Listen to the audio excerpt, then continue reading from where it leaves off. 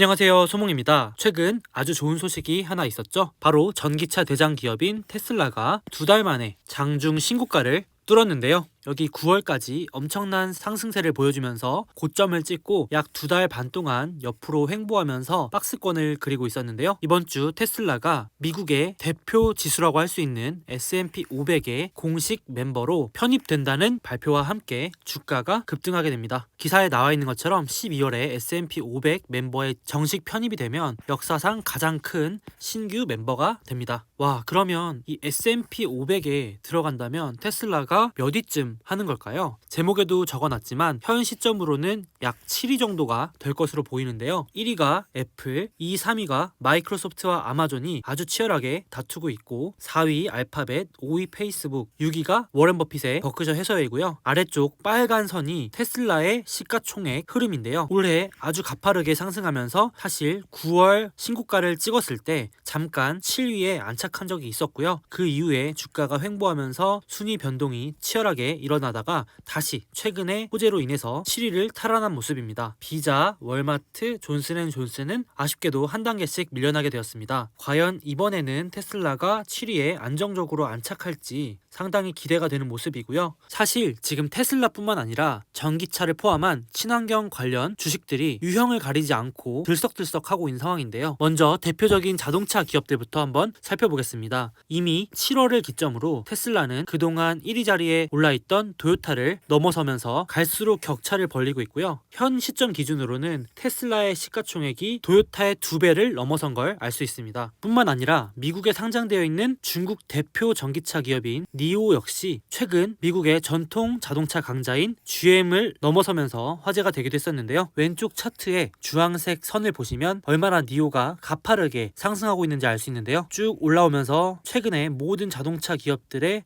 시가총액을 넘어서면서 테슬라, 도요타에 이어 3위에 안착한 걸 볼 수 있습니다. 딱 11월 중순을 기점으로 니오가 올해만 1000% 상승을 보여줬는데 아직 1년도 채 되지 않은 시점에서 10배나 올랐다는 게 놀랍기만 합니다. 뿐만 아니라 미국에 상장되어 있는 대표 중국 전기차 기업들인 샤오펑도 최근 급등하면서 미국의 전통 자동차 강자인 포드를 제치고 6위에 올랐고요. 이 표에는 없지만 9위에 또 다른 중국 전기차 기업 리오토 역시 올라 있습니다.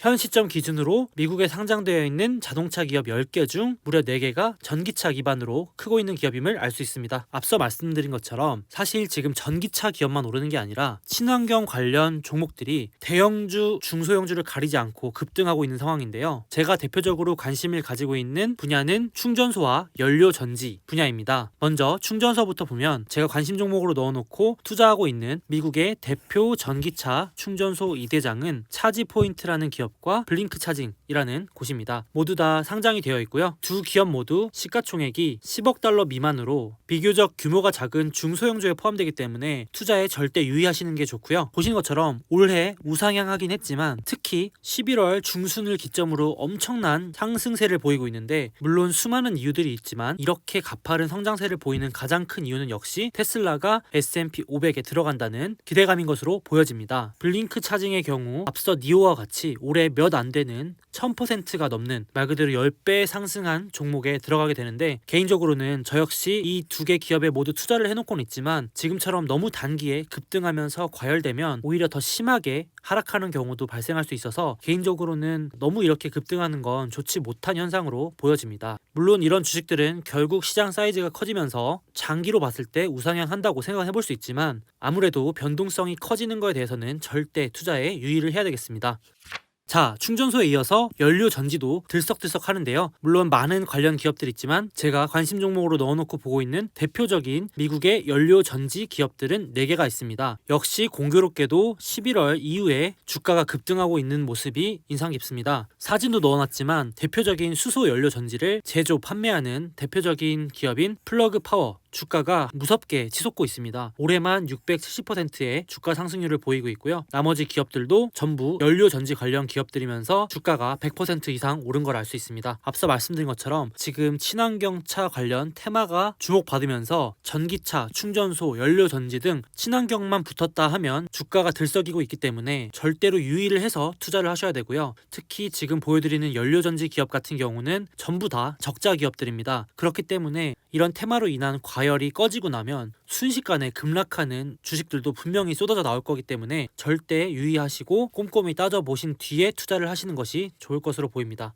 결국 지금의 이 상황은 친환경 대표주자라고 볼 수 있는 테슬라가 미국의 대표 멤버에 선발된다는 이 기대감과 또 최근 들어 대형주가 아닌 중소형주들로 자금이 들어가면서 벌어진 현상이라고 볼 수 있는데요. 지금 주가들이 들썩이면서 관련 기사들도 쏟아져 나오고 있는 상황입니다. 대형주뿐 아니라 중소형 전기차들이 날아가고 있다. 기타 전기차들도 완전 불붙고 있다. 한국에서도 미국 소형 전기차 관련 소개 기사가 쏟아져 나오고 있습니다. 쉽게 말해서 테슬라가 S&P 500에 들어갔다?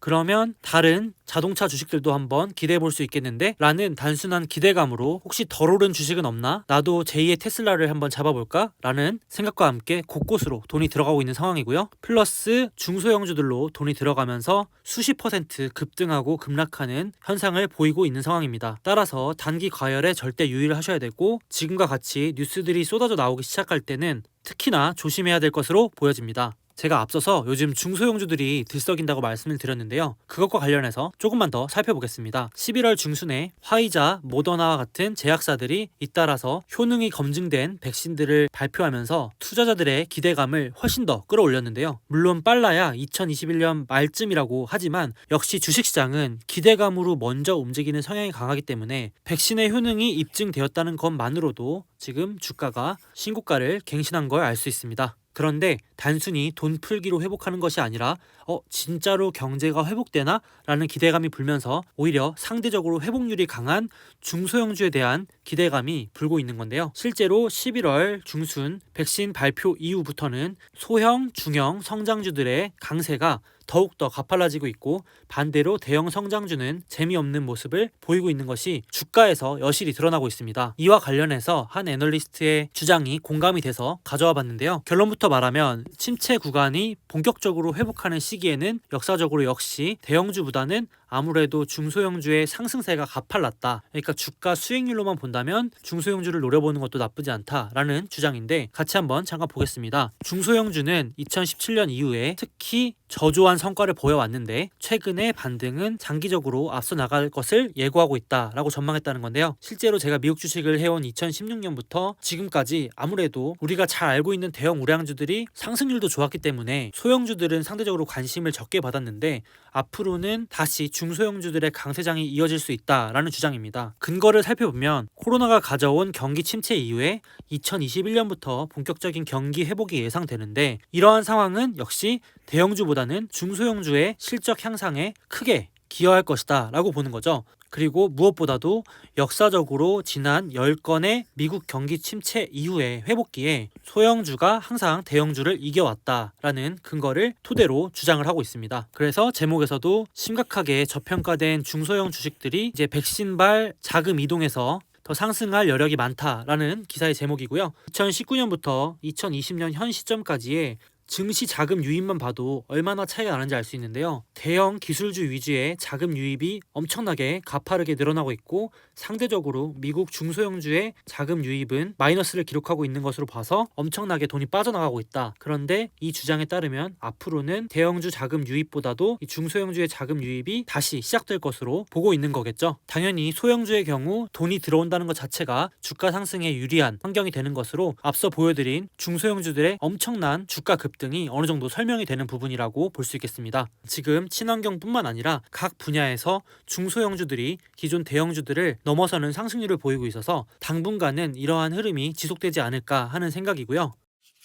요약해보자면 지금 미국 역시 대형주들이 더 오를 여력이 많이 안 보이다 보니까 특별한 추가 호재가 나오지 않는 상황에서는 투자자들이 다른 곳으로 눈길을 돌릴 수밖에 없는데 이런 상황에서 테슬라발 호재가 나오면서 이런 기대감에 힘입어 전기차를 포함한 친환경 분야 전체가 대형주, 중소형주를 가리지 않고 들썩이고 있는 상황입니다. 저 역시 투자를 해놓고 있는 상황이고 중장기로는 분명히 유망한 건 맞지만 각종 뉴스가 쏟아져 나오고 있고 투자자들의 관심이 가열되고 있는 상황에서 역시 단기에 급등락에 유의를 하셔야 될 것 같고요. 만약에 지금이라도 사고 싶다는 생각이 든다면 급하게 따라들기보다는 분명히 중간중간 조정, 즉 악재로 인한 하락이 분명히 한 번씩은 나올 것이기 때문에 옥석을 잘 가려놨다가 이런 조정이 왔을 때 매수를 하는 것이 훨씬 더 안전한 방법이 아닐까 이렇게 생각을 합니다. 그럼 오늘 영상은 여기까지고요. 다음 영상에서 만나요.